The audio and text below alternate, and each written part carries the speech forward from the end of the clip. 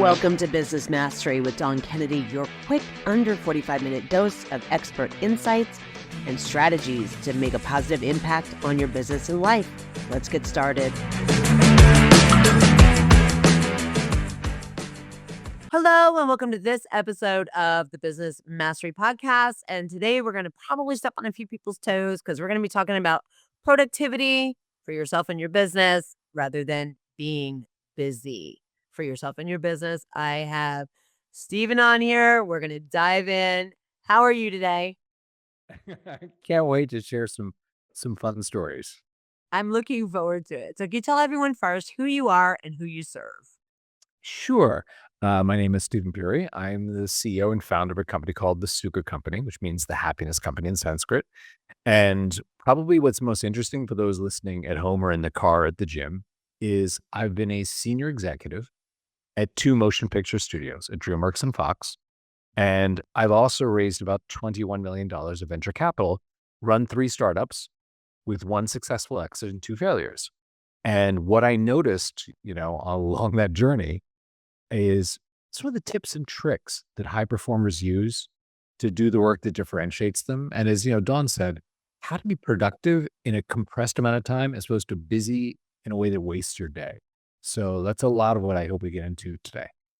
Absolutely. Yeah. One of the reasons when you and I were designing this episode from your background is, we know at the corporate level, there's still the same amount of time in the day as at the small business level. And while things may be diversified, right? Maybe you have some teams of people to do particular tasks. At the end of the day, it's your job to coordinate all of it and get it all together and make it make sense so you can basically drive the Titanic, if you will. But the productivity that you need at corporate is no different as far as what has to happen to move the needle. And we want to talk about moving the needle, not just filling your calendar. So that's really why, because I know you did some startups and you exited, but you also worked in an industry, first of all, that works at light speed. And then also decisions have to be made and have to be tweaked, and you need to have the information, but you still only have the same hours. Mhm. This is true. If I can pick up on that, Yeah. one thing that I love to do is work backwards from problems. And that could be either starting a company around what's a painful problem that could be solved, or whether it's a problem in your own life.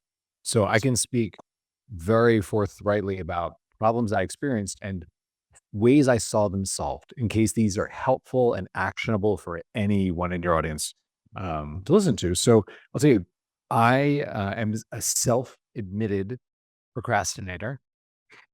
And what I Oh, labeled, no, it's not entrepreneurs being procrastinators. I know, amazing, right? So the way this would manifest is, tomorrow at 9, I need to get working on this thing that's going to move my company forward in a focused way. But I'd find myself at 9:15 or 9:30 still like returning some emails that didn't need to be returned immediately, or scrolling through the news to make sure I was on top of whatever was happening that didn't really matter.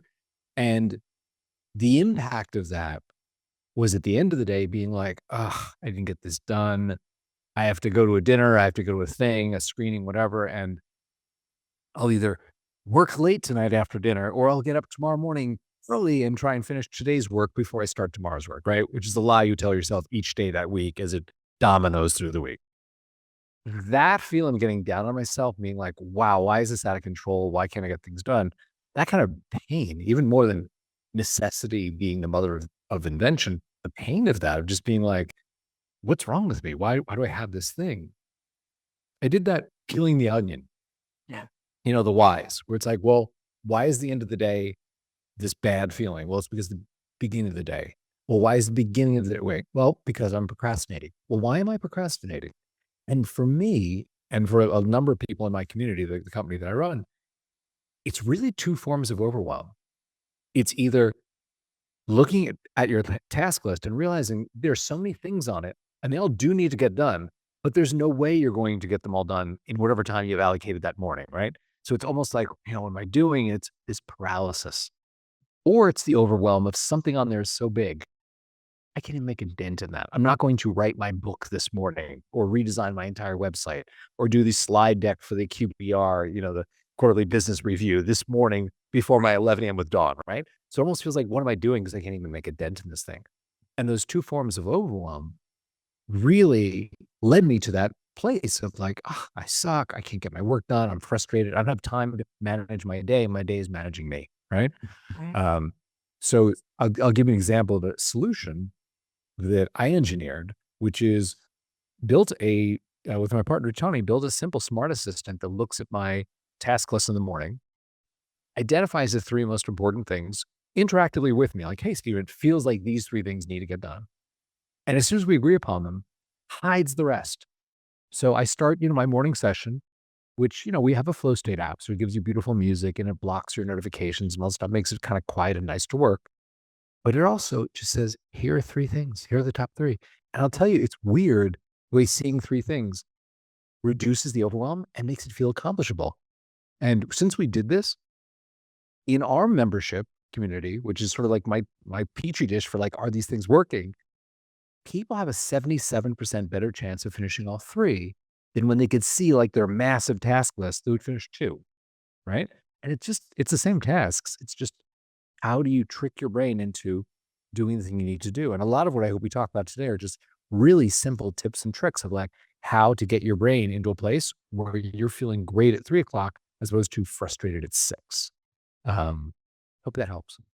Yeah, absolutely. I mean, and everybody who's listening and or watching has at least on one occasion had work flow into the next day, flow into the next Oh my day, flow God, into the right? next day, right? And I think it's because a lot of times we're goal oriented, but we set these goals and Mhm. what do they say? Make a smart goal and then backward plan your calendar. And then all of a sudden something falls through or a dependency or something gets delayed, right? It's like, and the marketing team all gets that joke about, well, we were going to launch it 3 days ago, but we didn't get the code built for the website or whatever it is, right? Yeah. It's And very as soon common. as all of those things start to happen, and the work kind of seems to pile up and the list gets longer and longer, I wonder if we also lose sight of this idea of the needle's not moving at all because it's not Mhm. all working. So can you talk a little bit about the psychology of like if you don't see the progress, how that also affects this? Yes. Okay. So you actually opened the door to a really interesting conversation that I love to have about flow states. And Yes. I know there's some people in your audience that are nodding their heads like, yes, Stephen, I'm a master of flow. But there are some that are like, I've heard it, would love for it to be explained for a moment. So let's take 30 seconds and just set the table. Okay. So Yeah. Hungarian American psychologist Mihai Csikszentmihalyi.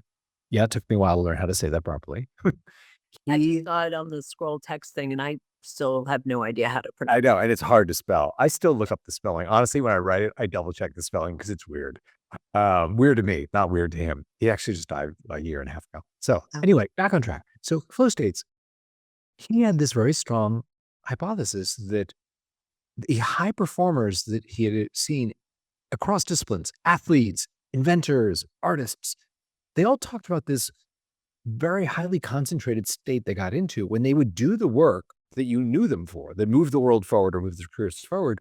And how was it they did it? There must have been some common aspects of how they did this thing. So he studied them and he wrote the seminal book on this called Flow, which is where we get the term flow states. And he said, I love this metaphor because after talking to a ton of them, the thing that stands out for me is there's a certain amount of energy you get from paddling your own little way forward.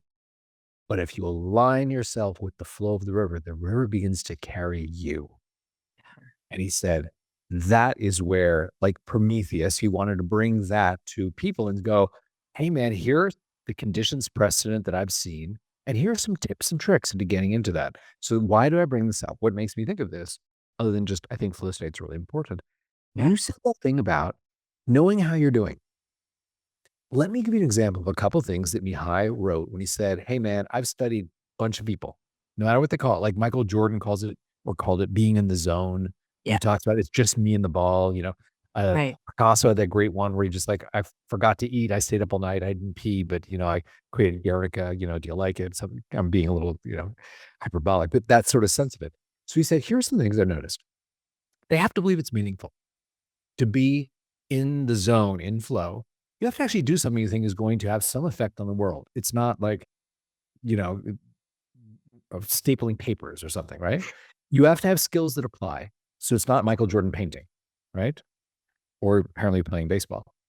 Uh, you have to have you have to be operating at the edge of your skills. Like you have to be challenged by what you're doing. So it's not, to extend that metaphor, it's not Michael Jordan playing with eighth graders.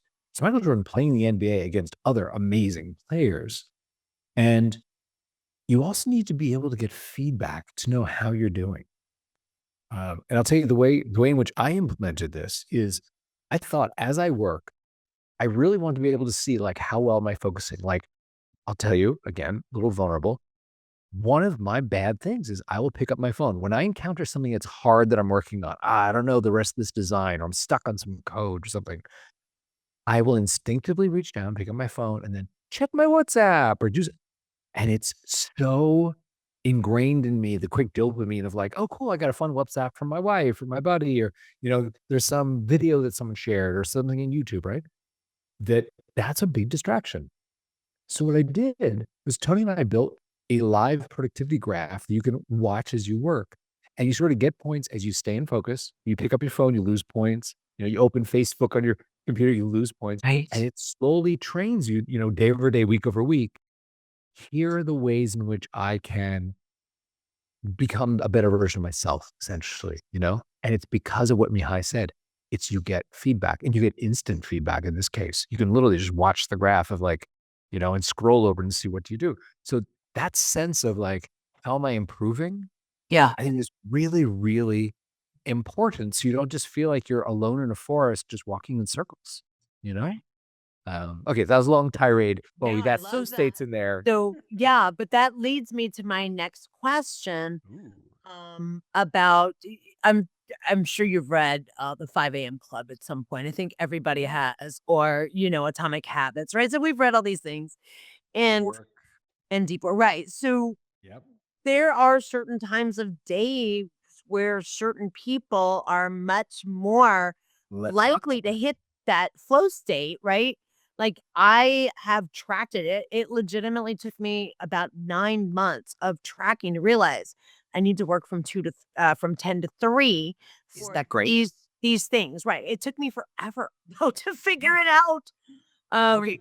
Can we talk about that? Yes, let's figure Okay. that out because So there's here's something again for your audience, actionable, yeah. free, by the way. You can do this if you are as conscientious as what Dawn just said, which is there's a notion of chronotype, the way in which time of day affects what you do. And it could be you're very productive in certain kinds of things at different times of day. It doesn't mean I can only do things 10 to 3. It may be that early in the morning you do this, or even in the evening you do that. We all have heard the stories of, engineers, developers, software engineers. They code between midnight and 4 a.m. And, it's like they're in this, and there's a, trope around that or a stereotype around that. I'll tell you a funny story in film, which is there's a famous screenwriter, Ron Bass, who's written Oscar-winning stuff, Rain Man and My Best Friend's Wedding and all this stuff, right? Famously did not talk to his family in the morning, had kids. I'm not the dad who's going to come down, hey, you want pancakes? How do you do your homework? Love you, honey, right?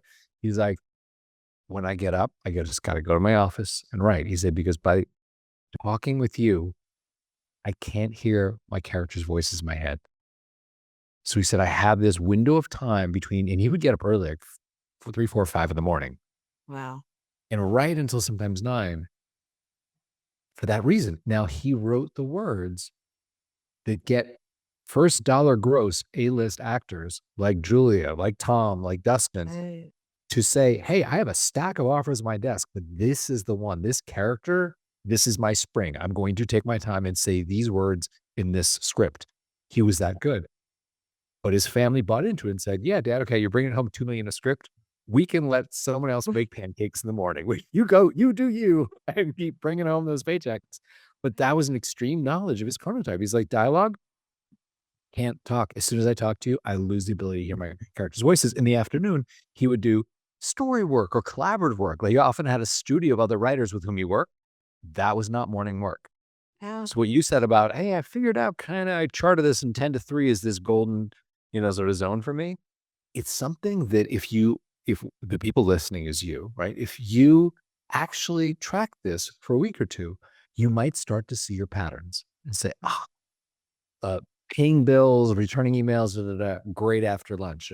Right. Writing an original blog post after lunch, living nightmare. Like there's just so much in my head. I can't focus and come up with, but first thing in the morning, great. Or maybe you find right after the gym or some sort of like exercise or walking around the block, you have that moment of clarity. So those are things super easy to figure out, free to figure out, and they just a little jet fuel during the day.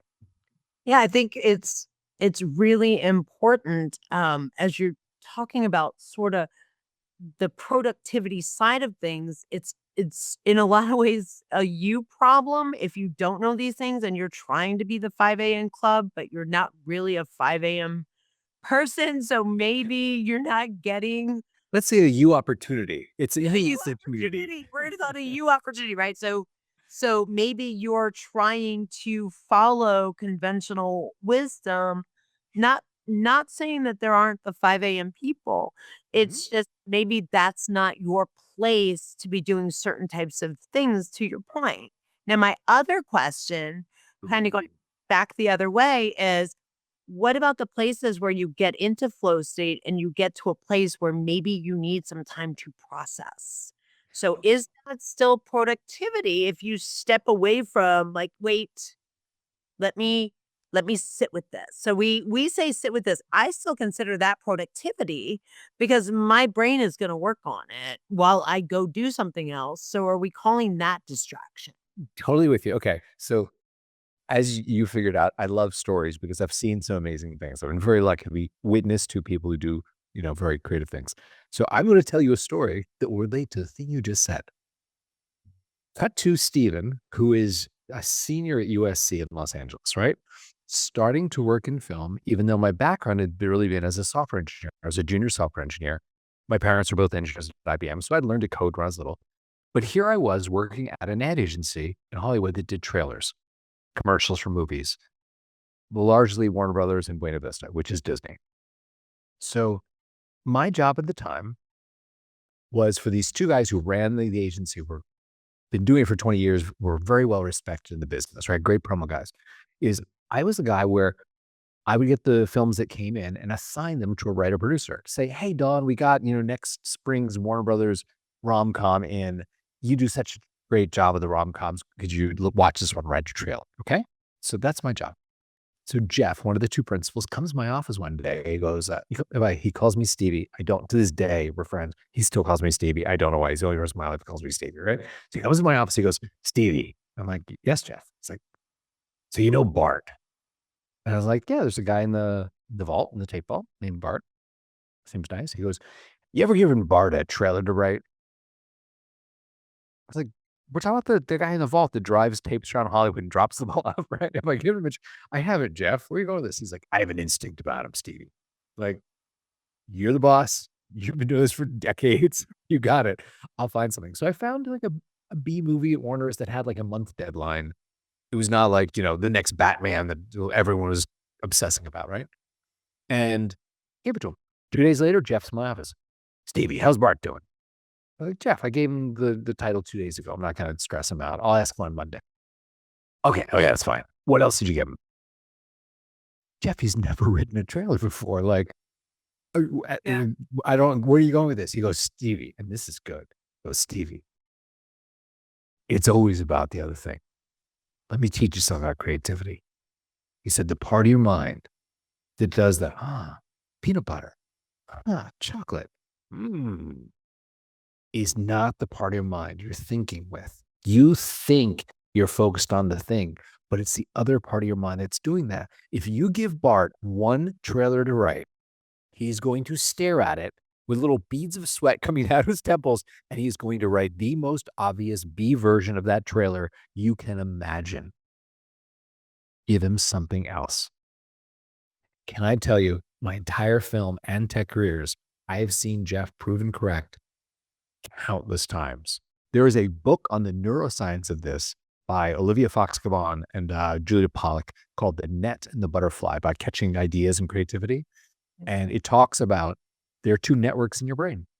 And I don't think Jeff has ever read this or has ever talked about it in this way, but he, from a gut, having done this for years, was like, let me tell you how this works, which is if you've ever had a great idea on some other thought when you were walking, driving, showering, doing the dishes, da, da, da, it's because the default mode network in the back of your mind is still working on those weird, creative, strange associations, whereas your executive mode is focused on executing action.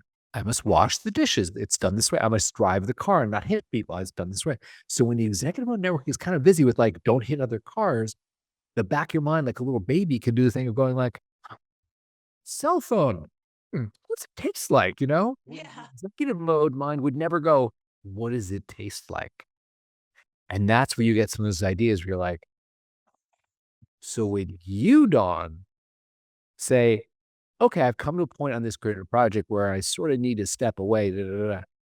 It may be exactly that, where your default mode network is kind of going, can you go look at something else? Because I need Yeah. time to do that weird peanut butter and chocolate thing that's hard to schedule, but I need you to stop staring at me trying to come up with the peanut butter and chocolate, you know? Right. So, and it doesn't mean that you should just immediately go and like screw around on TikTok. That's not exactly what I Right. mean, but it is the sense of like having something else to do in the back of your mind is still working a creative thing can give you that weird, oh, I should jot this down because later I know what the next chapter of my book should be kind of idea.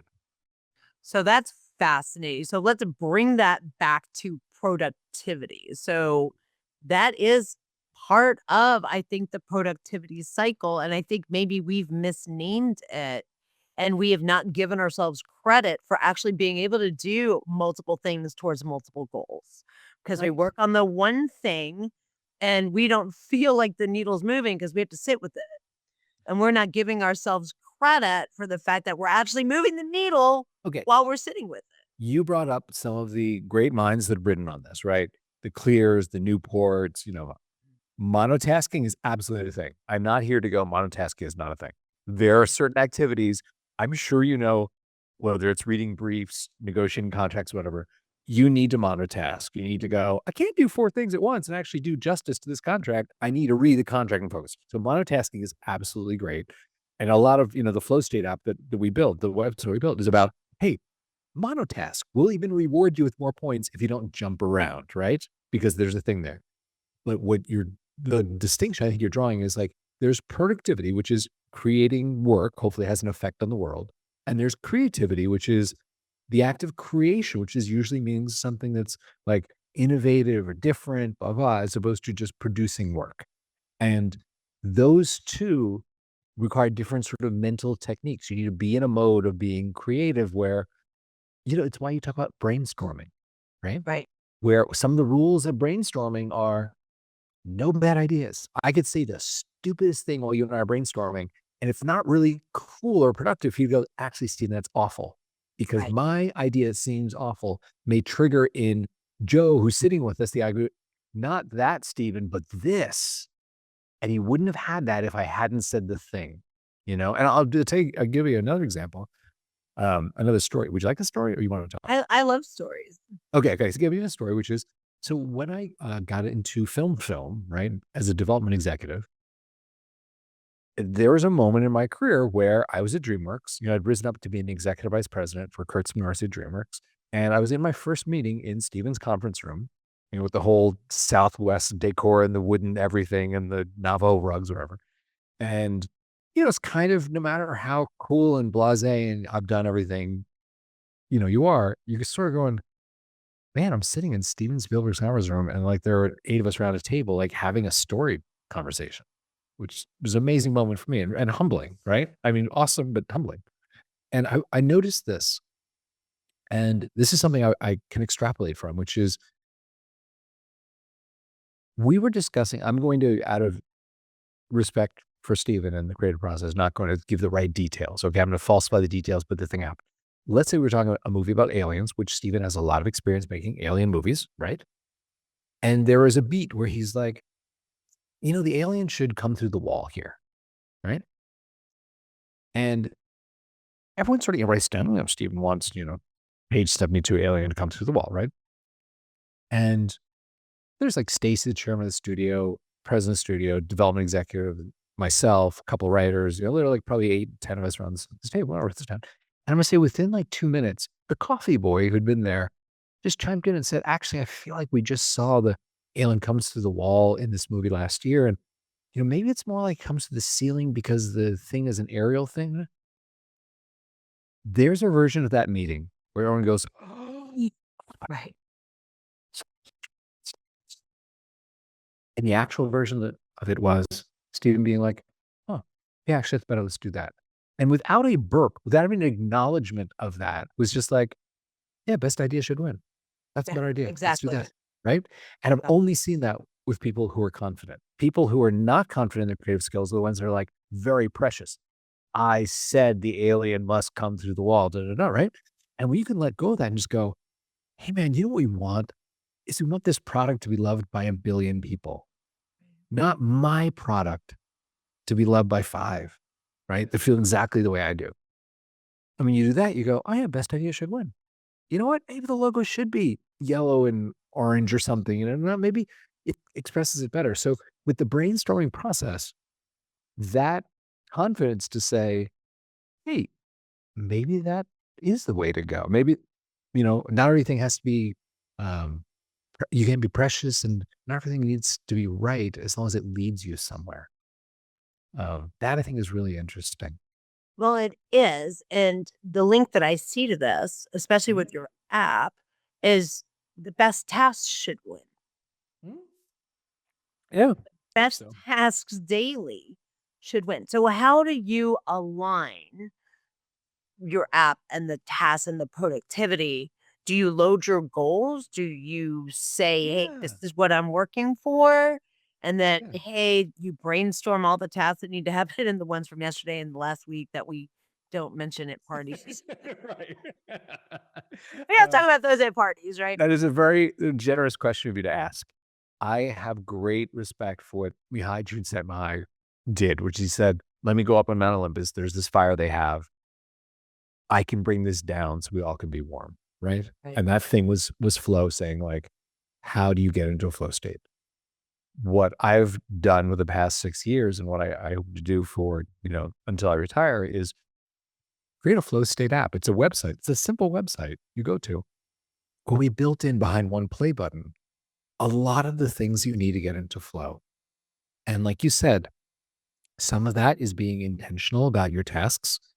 So there's simple task management. You can say, "Hey, man, just type in, I need to get these 5 things done." Again, your smart assistant, before you begin, will be like, "These are the 3 we're going to show you. We're going to hide the rest." You'll press play. I have a lot of friends who are film composers. So they have time on their hands right now. They've written over 1,000 hours of focus music because there's some really great research on what helps people to get into flow. It's usually 60 to 90 beats per minute. It's usually non-vocal, ambient, certain key signatures help. Now, we all have the friend that listens to 90s gangster rap to get into their flow state. God bless, they're outliers. I'm not saying this works for everyone. This works for most people, right? Some people have a thing where they're like, "No, man, I got my flow music." So the music begins. You can choose one of many playlists. Lo-fi, if you like lo-fi beats, we have like 3 playlists that are all lo-fi. We have up tempo, down tempo.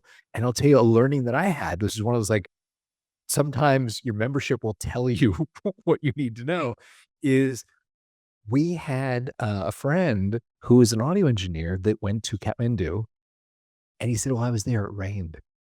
And it was so cool, this richness of the rain in the middle of the Himalayas. I just pulled out my boom mic and like recorded it for 2 hours. Do you wanna throw it in the app? Sure, man. I don't know if anyone will listen to it, but I mean, what does it hurt? It's a choice, right? We're not forcing it on anyone. Huge hit. We called it Himalayan Dream Rain. Huge hit. People are just like, "Oh, it reminds me."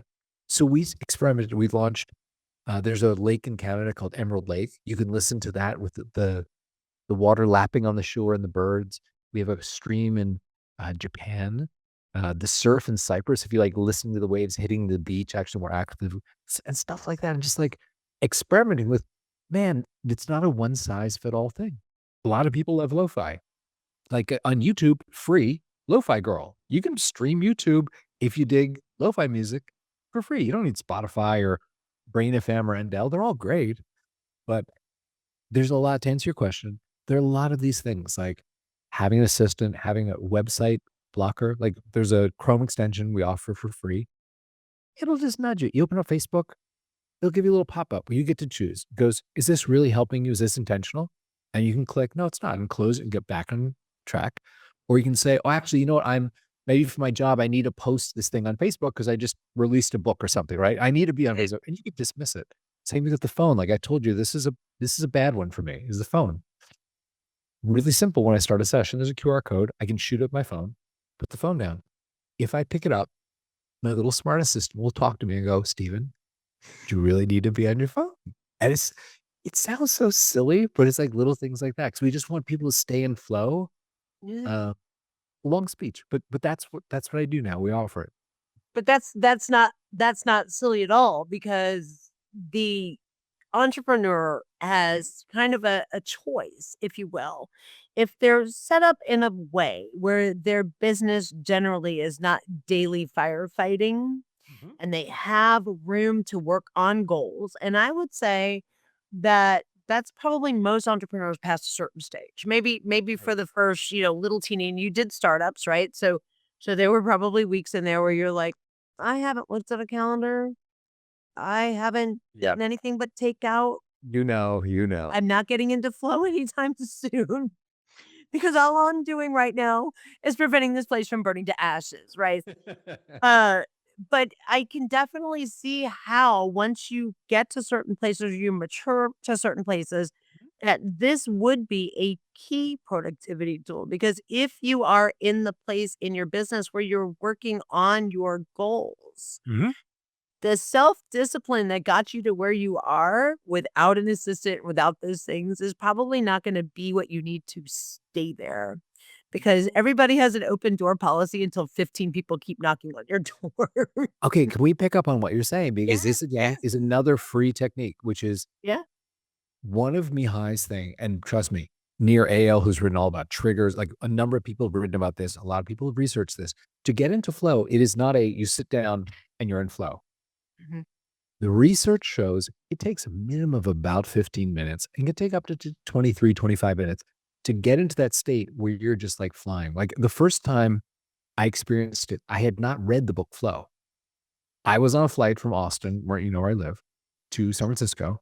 And on the flight, I pull out my laptop to do some designs I wanted to illustrate something for my team, right? The Wi-Fi was out. The plane took off and landed. I was like, we're in Dallas. The engine fell off. Something bad happened. They're not telling us what's wrong. Like that was a 10-minute long flight. It Right. was a 3-hour flight. I had no concept that that time had gone by. Oh, wow. But my designs were done. I got off the flight. I felt a sense of relief because I was preparing myself for, I'll get there. I'll race to the hotel. I'll eat something in the hotel lobby. I'll work on designs tonight to get them done. And in reality, I was like, oh my God, there's that lobster roll place right by SFO. I can go there because I'm done. I can go and just hang out and have a lobster roll. I was so happy. And that sense of losing sense of time, which Mihai writes about, right, Yeah. is very interesting. Now, here's something you alluded to, which is because you can't get into flow in 5-minute increments, right? If you book your day, so it's like every hour on the hour, you've got a Zoom call or you have a meeting here, and then you're slacking people in between, blah, blah, blah. And if you have a team, if your company is developed, remember you have other people, none of y'all are going to get into flow. So if you want to ask why sometimes like software engineers talk about, oh my God, between midnight and 3 a.m., I'm so productive. It's because no one's slacking them. It's because there is no Zoom meeting with their PM, or their design lead. It's like, leave me alone. So what does that mean? How to use that? If you're serious about the power of flow, block the time in your calendar, treat it like a meeting and say, you know what? This at a minimum is an hour every day. I'm going to block out to do the work that actually moves my life forward or moves my team forward, Right. not the shallow work, as Cal would say. I return my emails. There is no prize for returning all your emails. And there's no prize for getting back to all your slacks. Yes, you should do it at some point. But the thing you want to do is take that hour to a day, where at the end of that, you can walk into a staff meeting with your partners and say something when they're like, oh my God, what Puri said. Like that changes the trajectory of our company. which you don't get from a, hey man, I spent the 17 minutes after I talked with Dawn and before my next Zoom to return some emails. No one ever walks in the staff meeting and goes, I return my emails. What do you think? Pretty great, right? Yeah. Yeah, I don't think we give out stickers for that anymore. We did in what, the early 90s where they were like, "It worked. Right. Internet wa Yeah. like, So the IT department fixed us. It works." I think that was sticker day. that's the other thing. Just treat that as seriously as you would another meeting and say, in this time, I'm not going to slack you back. I'm not going to be responsive to you. You know, if the world burns down, call me on the phone. And it Right. doesn't burn down most of the time. You know, there are very few days when people actually at that exact moment, they slack you, need that TPS report or your company's going to close. They can wait the 37 minutes until your hour's over. And we even built that into Suka, which is you can connect your Slack so that when you're in a session, it automatically puts your Slack in do not disturb. So people go, oh, Steven's in a focus session. He'll get back to me when he's done. And that starts to train your coworkers to go, I can't just yank on his chain anytime and he's responsive in 5 minutes. He's maybe doing the work that moves our company forward meaningfully. So that's one of these thoughts. So there's actually, in talking about this, there's another tech. If we talk about time blocking, I think we Yeah, covered that, you know, and we being did. respectful of time. There's a related thing around place because you had mentioned place. And again, I'm going to tell a story because I love telling stories, right? And those listening at home are trapped, or you can just do something else. But um, So do something else. some of the high performers I worked with, like first dollar gross, these guys are like four, and I'm going to talk mainly about guys in this case. So I mean that specifically, um, are 4 and 5 studio movies deep. Like they've made successful movies and they keep getting to make movies, right? The first time I saw it was with Roland and Dean, with whom I set up a company, Centropolis. We got on really well.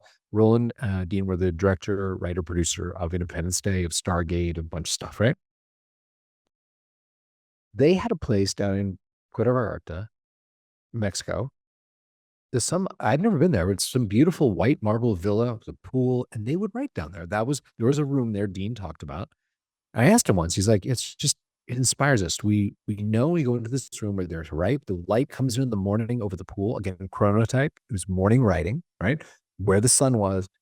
And he said, Roland and I just get in there and it sort of like flows. And I was like, oh, super cool. So when they had to go write, Roland talked to his assistant Joey and was like, okay, you know, go rent the villa, like an Airbnb, pre-Airbnb, right? Right. And Joey's like, it's rented. I called, it's rented. Right. Roland was so serious about it. He called his entertainment attorney, John Deemer. It was like, John, buy the house. Oh, One day, Roland owned a $5 million villa in Puerto Vallarta. Where those renters went, I do not know. I'm sure they were nicely paid to find another rental in Puerto Vallarta, right? But it was that serious then that in right. that space, they had trained their minds. They entered it. They wrote. Now they went down there, spent 5 weeks, 6 weeks, came back with the script that at that time became this third highest grossing movie in film history, right? And that was interesting to weigh how important that was to them to perform what they do, right? Whether you liked Independence Day or not, it was a critical hit and it was a very faithful execution of what they wanted to present, right? It doesn't have to be $5 million villas though, because I'll tell you when I worked with Alex Kurtzman and Bob Orsi, who are two great guys, writers, Transformers 1 and 2, Star Trek 11, Eagle Eye, Zorro, The Island, Fringe, Alias, like ton of stuff. Incredibly talented guys. When they got into crunch time, we were at the, you know, the little DreamWorks, the Amblin compound on the Universal Studios lot. They would have their assistant rent a hotel room across the street at the Universal Hilton, which is not a glamorous high-end luxury property. I mean, it's a hotel where you go with your kids the night before you go to Universal Studios, right? Right. And I wondered about that until it hit me. They had met and started writing back when they were like high school, college. And I think for them, it evoked dorm room. I think that thing of like Alex sitting on his laptop on the edge of the bed and Bob at the little desk on it. It was, oh, we're these scrappy writers with dreams of writing, you know, and it got them to that place of, okay, we're in it. We're going to crank this script out. So they sometimes spend 2 weeks there finishing Transformers, finishing, you know, what they're working on. And that is, again, a free technique. You don't need an app, a website, in anything to simply say, you know what? I want to be respectful of this place where I'm going to train my mind to go, this is where I fall into a focused state to do X, whatever X may be. Right. Um, So there's that. Yeah. So incredibly important. I love this. So where can people stalk you on social media or on LinkedIn? Oh, And I where try can to they walk my find I try your to whilst app? I talk and spend very little time on social media because Yeah. let's admit, like the trillion-dollar companies whose business model is simply steal your life, full stop. Like, can I get your life? I'm gonna sell to this advertiser. I'll keep the money, I know. right? They win. Like they're really, really good at that. So I try to counsel people, hey man, do something with your life. I think we all have something great inside us. The question of life is, will you get it out or not? Right. So the easiest thing is if there's anything I've mentioned that someone listening is like, oh, who's Cal Newport? Or is there a blog post about this near AL guy? My email address is very public. It's Steven at the Suka, TheSukha.co for company, the Suka Company. You're more than welcome to drop me an email. Hey man, can you send me something to read on this flow dude or whatever it is? And I will send you back a link with, oh, here's a link to the book on Amazon, or here's a blog post that Cal wrote about monotasking or something. It will not be a long email. I do get back to all my emails within 24 hours, unless I'm sick or traveling. So that's something important to me that I don't leave it unanswered, but it won't be 19 paragraphs of like my relationship with Dawn and how we met or any of that. It'll be like very short. So that's available. And anyone who wants to try, the flow state website we built, it's very simply the Sukha, TheSukha.co. Sukha means happiness or, being in command of what you're doing, in Sanskrit. And it's free for 7 days. No credit card, no funny business. I'm very proud. We have 96% month over month retention because I think the people actually go in there and use it for an hour. Once you've been in a flow state, you kind of like, why would you go back to wasting your day if you could do your work in less time? Yeah, absolutely. Well, this has been incredible. First of all, I love all your This stories. flew by. This is really quick. Yeah, it really did. But I really want to thank you because when we think about productivity hacks, unfortunately, most of the general business advice that you're going to hear will be make your list, eat the frog.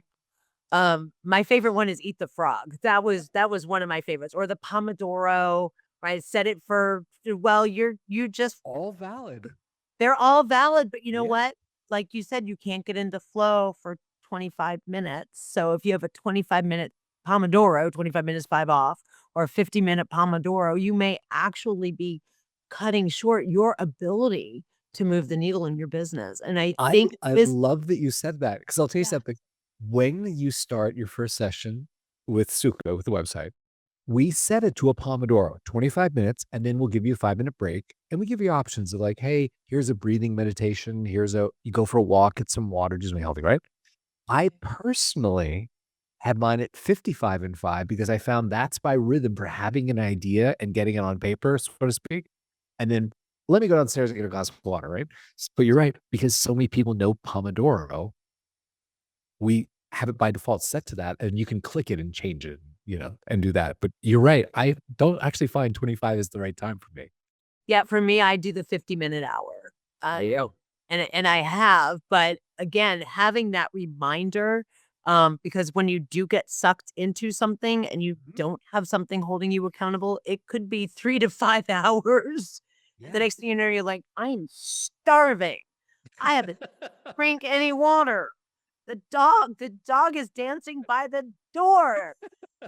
We love this, and we're all gonna check that out. So thank you so much for This is awesome. Thank you for inviting me on. appreciate you. All right, we'll talk to y'all next time. Have a great time, Business everybody. Mastery Podcast. Bye bye. Thank you so much for listening to this episode of the Business Mastery Podcast. If you want to learn more about me, you can go to dawnkennedy.com. And you can now check us out on YouTube, as well as, of course, any of your favorite platforms that host podcasts. Take care.